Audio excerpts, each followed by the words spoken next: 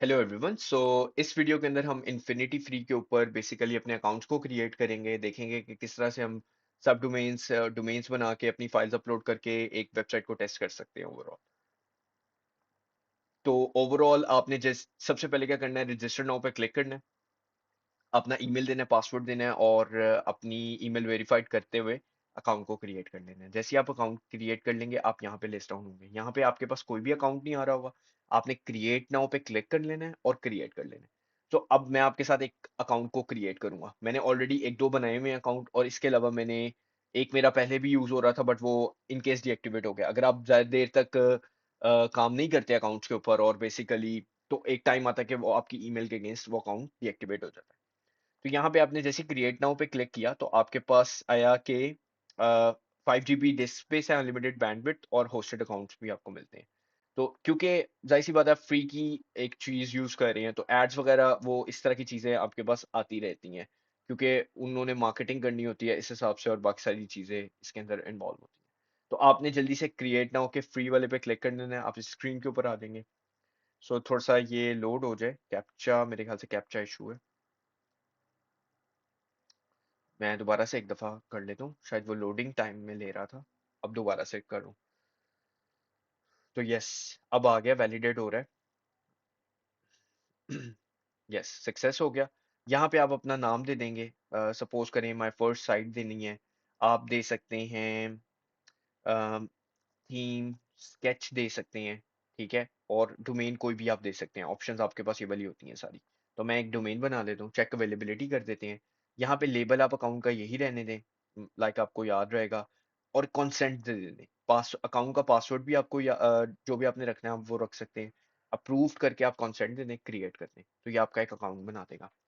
अच्छा, होता ही है कि जैसे ही आप डोमेन कोई भी बनाते हैं, उसके साथ जो भी आप एक्सटेंशन लगाएंगे, वो थोड़ा सा टाइम ले सकती है। हो सकता है वो लाइक 10 घंटे ले ले, 1 घंटा ले ले, 15 मिनट ले ले, क्योंकि उसके डीएनएस रिकॉर्ड्स को कैश होने में, जैसे कि वो यहाँ पे लिख रहे हैं कि उसको थोड़ा सा टाइम लगता है, लेकिन इवेंचुअली वो एक्टिव हो जाएगी।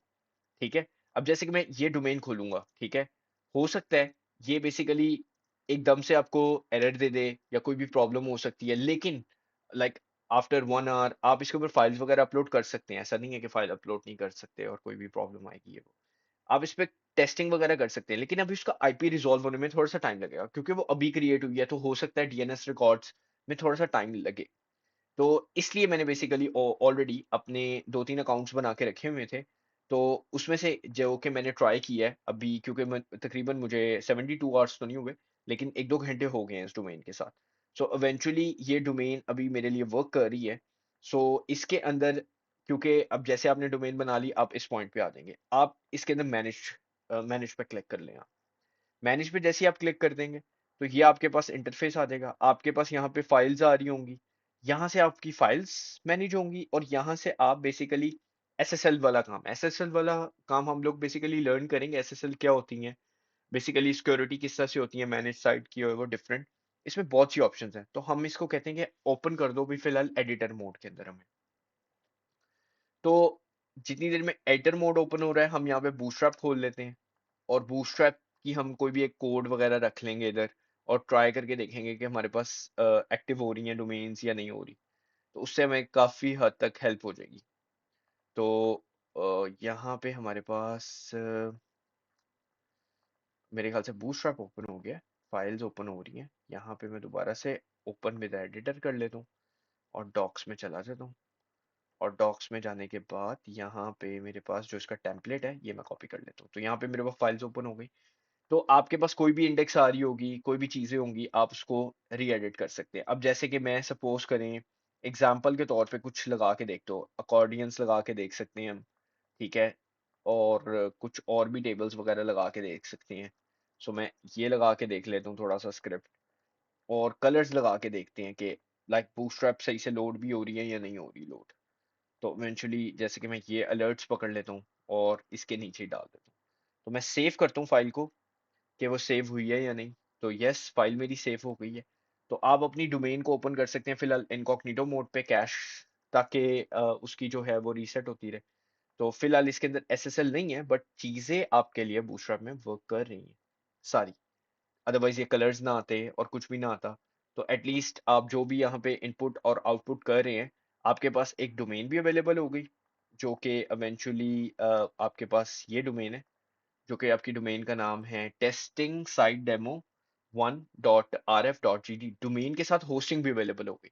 यहाँ पे आप कोई भी फाइल्स रख दें, सपोज करें आप मल्टीपल यहाँ पे फाइल्स रख देते हैं। तो मैं यहाँ पे बैक जाता हूँ, तो क्लोज करता हूँ इसको मैं, ठीक है, और मैं यहाँ पे एक और फाइल बना देता हूँ। न्यू फाइल में बना देता हूँ इंडेक्स, या मैं बना देता हूँ home.html के नाम से, ठीक है। अब मैं इसके अंदर कुछ और रख देता हूँ, ठीक है। इसके अंदर मैं सबसे पहले जाकर ओवरव्यू करता हूँ इसको, और सॉरी ओवरव्यू में नहीं, इसमें डॉक्स में जाना है, मेन डॉक्स में, और यहाँ पे मैंने ये पिक कर लेना है, ये मैंने पेस्ट कर दिया। और सिंपल हमारे पास कलर्स की भी वैसे तो ऑप्शंस हैं, नैप बार हम यहाँ पे लगा लेते हैं, तो ये वाली नैप बार बेस्ट है हमारे लिए। हेलो वर्ल्ड ख़त्म कर देते हैं हम, ताकि हम ये देखें कि हमारी नैप बार एक्टिव है या नहीं है।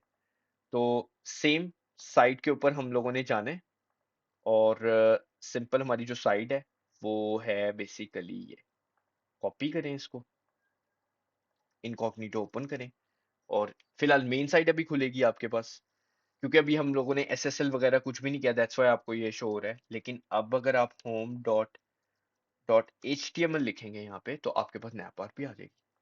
तो इवेंचुअली आपकी बूटस्ट्रैप प्रॉपरली वर्क कर रही है, विच इज़ वेरी रिस्पॉन्सिव, जैसे कि आपके सामने है, ये रिस्पॉन्सिव भी हो गई, और आपके मीन्स कि आपकी डोमेन भी चल रही है, आपकी होस्टिंग भी चल रही है। ऑफ कोर्स अब वो एक एसएसएल नहीं है उसके अंदर, मतलब अभी नहीं की हुई हम लोगों ने एसएसएल या हमारी साइट, लेकिन आप अपने रिजल्ट्स एक ऑनलाइन फाइल्स के ऊपर देख सकते हैं। और नॉट सिर्फ ये, आप अपनी पीएचपी लिख सकते हैं यहाँ पे, आप अपनी एचटीएमएल सीएसएस जावास्क्रिप्ट के कोड्स रन कर सकते हैं, तो ये काफ़ी चीज़ें आपके पास आ जाती हैं।